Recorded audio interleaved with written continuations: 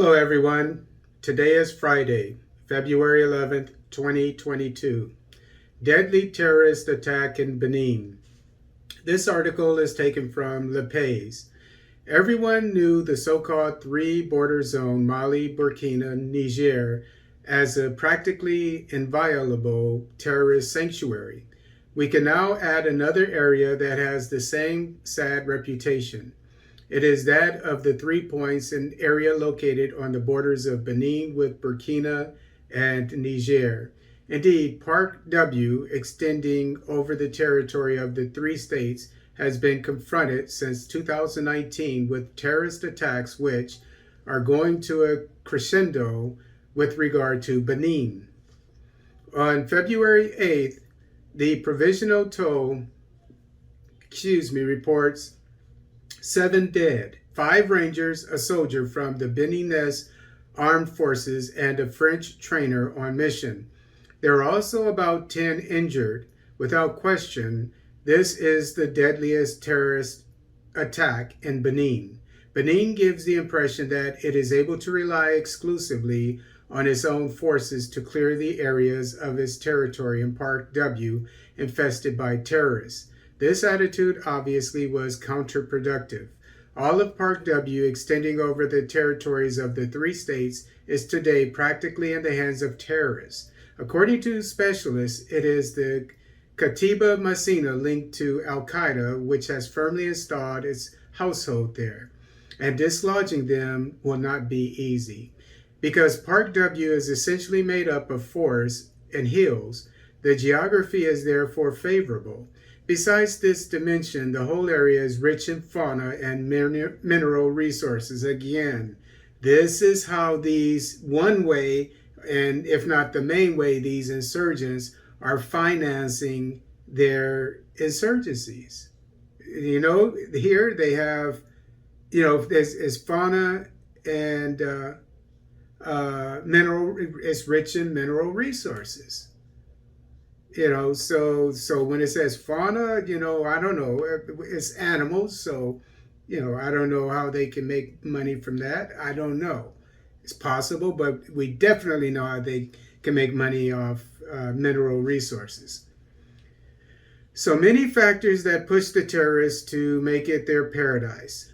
And they are encouraged in their establishment in the area by the absence of the three states. In any case, at the rate things are going, one might be tempted to say that the terrorists still have a bright future ahead of them in the W cross-border park.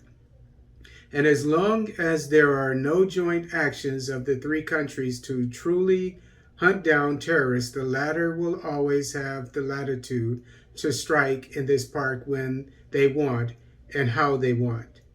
The three countries are therefore strongly challenged. Indeed, this attack took place in the Beninese part of the park, the day before the new Chief of General Staff of the Armed Forces of Burkina takes office, and Colonel Major David Cabre said it is about him, has pledged to breathe new life into the fight against terrorism. This commitment will be in vain without the involvement of all of Burkina's neighboring countries. So what they're saying is Burkina Faso is all over this. With the new administration, mind you, the new junta, might I ask, that the ECOWAS is so keen on sanctioning, by the way. So this article is saying that the other two countries of this tri-nation area where the park is, one is, Niger and Benin. They're not getting involved. So they need to coordinate. And then I need to add that I had seen different things on Benin, northern Benin, about terror, insurgents and so forth, just mentioned sort of in passing. And I had wanted to do one or two articles on this, or cover one or two articles on this, but I didn't see it as, I didn't see it as really, really that important, because there weren't that many people involved as far as deaths and so forth. But I kept it in the back of my mind that, and it goes along with what I've been saying since I've been doing this podcast, that you have, and I have been saying this for months, you have countries that are quote unquote at peace right now. The Botswanas, the Liberias, the Angolas, the Congos, the Republic of the Congo, not the DRC. And I said that they don't have any insurgencies yet. But while they don't, they need to send their active duty troops to areas that do have them, because eventually they're going to reach all of Africa. What makes you think they're not? But more to the point, we as Pan-Africanists, we need to help each other out. And it sort of goes with when I used to work in retail. They say if you've got time to lean, you've got time to clean. I used to sell shoes and so forth, mainly shoes, but other things too, linen, whatever, because I worked at it since 14, and when I was at college and so forth. So I have a lot of experience. So that was something back then, and I don't know if they still say it, but what they, managers didn't like it when the salespersons, when it was quiet and they would just be talking to each other, just not doing. They say if you have time to lean, you've got time to clean. And so the same thing goes for these African nations that don't have insurgencies yet. They need, and I'm just going to leave it at this right now. The AU should be all over this. And let me put it this way. This is the time to say it, actually. I'm going to be very brief.